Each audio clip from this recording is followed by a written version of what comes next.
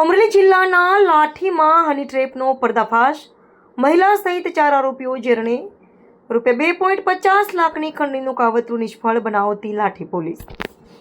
Lift આપવાના બહાને ફસાવીને આચરવામાં આવ્યો તો ગુનાહિત ખેલ. સુરતથી ઓપરેટ થતી કુખ્યાત ગેંગના 3 પુરુષ અને 1 મહિલા ઝડપાયા. પોલીસે ઘટના સ્થળે આરોપીઓનું કર્યું રિકન્સ્ટ્રક્શન. અમરેલી જિલ્લાના લાઠી પોલીસ સ્ટેશન વિસ્તારમાં તેની ટ્રેપ અને અપહરણનો એક ચકચારભર્યો મામલો સામે આવ્યો છે. લાઠી પોલીસે ત્વરિત અને સરાહનીય કાર્યવાહી કરીને લિફ્ટના બહાને નાગરિકોને ફસાવી ખંડણી વસૂલતી કુખ્યાત ગેંગનો પર્દાફાશ કર્યો છે. આ કેસમાં પોલીસે 1 મહિલા સહિત કુલ 4 આરોપીઓની ધરપકડ કરી ₹2.50 લાખની ખંડણીનું મોટું કાવતરું નિષ્ફળ બનાવ્યું છે. ઘટનાની વિગતવાર માહિતી. પ્રાપ્ત માહિતી અનુસાર લાઠી પંથકમાંથી પસાર થતા એક બાઇક ચાલકને રસ્તામાં એક અજાણી મહિલાએ ઇશારો કરીને ભૂરખિયા પંથક સુધી જવા માટે લિફ્ટ માંગી હતી. માનવતા દાખવીને વાહન ચાલકે મહિલાને બાઇક પર બેસાડી હતી. રસ્તામાં સરોવર તળાવ કાંઠે ફોટો પડાવવાના બહાને મહિલાએ બાઇક ઊભું રખાવ્યું હતું. અગાઉથી જ ઘડાયેલા પૂર્વાયોજિત કાવતરા મુજબ તે જ સમયે તે એક કાર આવી પહોંચી હતી અને તેમાંથી ઉતરેલા શખ્સોએ બાઇક ચાલક યુવક વૃદ્ધનું અપહરણ કરી તેને ઢોરમાર માર્યો હતો. ₹2.50 લાખની ખંડણી અને ઓનલાઈન ટ્રાન્સફર. આરોપીએ ભોગ બનનાર પાસેથી કુલ ₹2.5 લાખ રૂપિયાની ખંડણીની માંગણી કરી હતી. એટલું જ નહીં, બળજબરીપૂર્વક ગૂગલ પે અને QR કોડ સ્કેનર મારફતે ₹58,000 ઓનલાઈન ટ્રાન્સફર કરાવી લીધા હતા. લાઠી પોલીસની સરાહનીય કામગીરી. ઘટના અંગે ભોગ બનનાર દ્વારા લાઠી પોલીસ મથકમાં ફરિયાદ નોંધવામાં આવતાની સાથે જ લાઠી પોલીસ હરકતમાં આવી હતી. પોલીસે હ્યુમન ઇન્ટેલિજન્સ અને ટેકનિકલ સર્વેલન્સની મદદથી સુરત ખાતે સંકળાયેલા હની ટ્રેપ ગેંગના નેટવર્કને ઝડપી પાડ્યું હતું. પોલીસે સુરત નિવાસી 3 પુરુષો અને 1 મહિલા સહિત કુલ 4 આરોપીઓને દબોચી લીધા છે.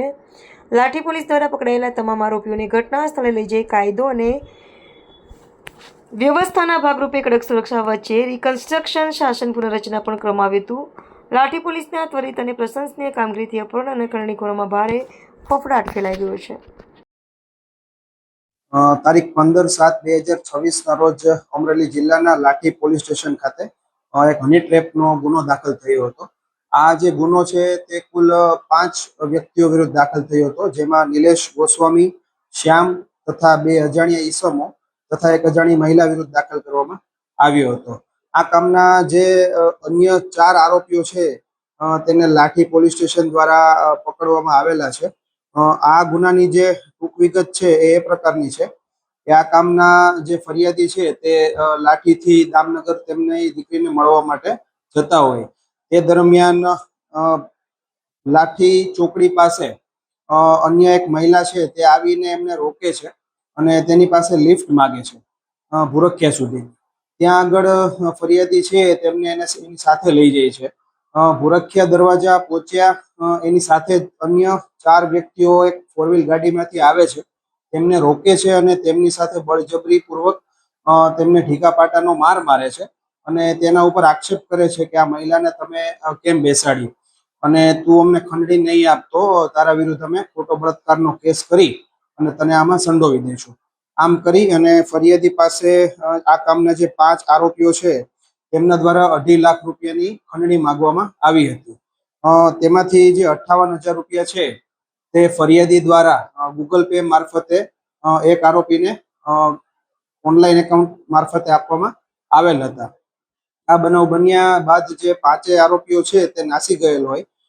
લાઠી પોલીસ સ્ટેશનમાં BNS ની કલમ 140(3), 308(5), 308(7), 61(2), 115(2), 126(2) તથા 351(3) મુજબ ધોરણસર ગુનો દાખલ કરવામાં આવ્યો હતો. આ ગુનાના કામે એક આરોપીની અટકાયત ત્યારે જ કરવામાં આવી હતી. અન્ય જે 4 આરોપીઓ છે તેને લાઠી પોલીસ સ્ટેશન દ્વારા ભાવનગર તથા અમદાવાદ શહેર પોલીસની મદદથી પકડી પાડવામાં આવ્યા છે. જે 4 આરોપીઓ છે તેનું નામ છે ઘનશ્યામભાઈ ધીરુભાઈ લાઠિયા, નિલેશભાઈ અશોકભાઈ ગોસ્વામી, રાજેશભાઈ ઉર્ફે રાજુ ભીખાભાઈ કાથરોટિયા, હેતલબેન વાઇફ ઓફ નરેશભાઈ સોરઠિયા. આ 4 આરોપીઓને પોલીસ દ્વારા પકડવામાં આવ્યા છે. આ કામના જે આરોપીના જે મુદ્દામાલ જે છે ₹58,000 પૂરેપૂરા પોલીસ દ્વારા રિકવર કરવામાં આવ્યા છે. તદુપરાંત એમના જે 4 મોબાઈલ ફોન છે તથા જે 4 વ્હીલનો ઉપયોગ કરવામાં આવ્યો હતો તે તમામ વસ્તુ પોલીસ દ્વારા કબજે કરવામાં આવી છે. આ જે આરોપીઓ છે તેનો ગુનાહિત ઇતિહાસ ખૂબ જ વિશાળ છે.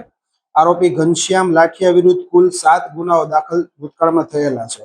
આરોપી નિલેશ ગોસ્વામી વિરુદ્ધ 4 ગુના દાખલ થયેલા છે. આરોપી રાજેશ ઉર્ફે રાજુ કાથરોટિયા વિરુદ્ધ 4 ગુના દાખલ થયા છે. આમ આ ગુનાહિત ઇતિહાસ ધરાવતા હોય આ કામના જે આરોપીઓ છે તેમની એમઓ એ પ્રકારની છે કે સુરતના આરોપીઓ મૂળ છે. એ લોકો મહિલાઓને સંપર્ક કરી અને અલગ અલગ જગ્યાએ આવી રીતે હની ટ્રેપ કરવા માટે તેમને સહમતિ લઈ અને આવી રીતે અલગ અલગ ફરિયાદીઓને હની ટ્રેપ કરતા રહે છે.